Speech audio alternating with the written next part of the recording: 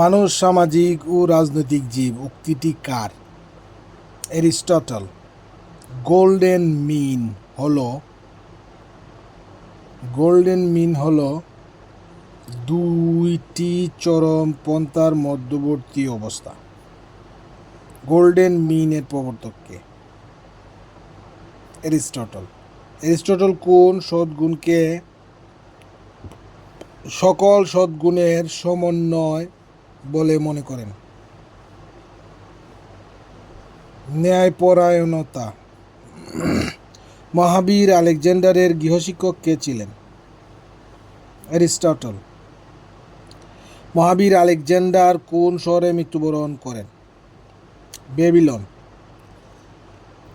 কোন তিনজন দার্শনিককে wise man of the old বলা হয়?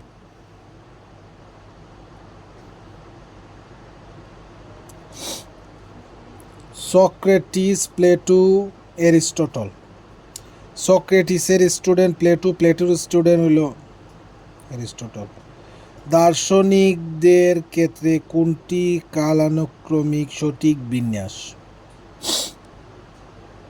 সক্রেটিস, প্লেটো, অ্যারিস্টটল, আলেকজান্ডার, এটা হবে। কে বয়োজ্যেষ্ঠ?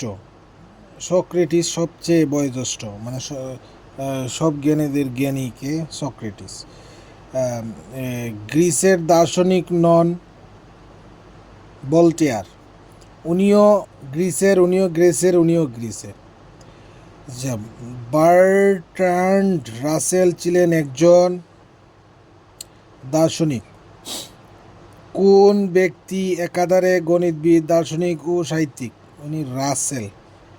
যুক্তিবিদ্যা দর্শনের সারবস্তু কে বলেছেন? Bertrand Russell. Road of Freedom গ্রন্থের লেখক কে?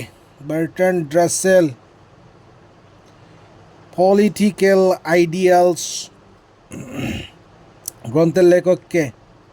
Russell. Human Society in Ethics and Politics গ্রন্থের লেখক কে? বার্ট্রান্ড রাসেল।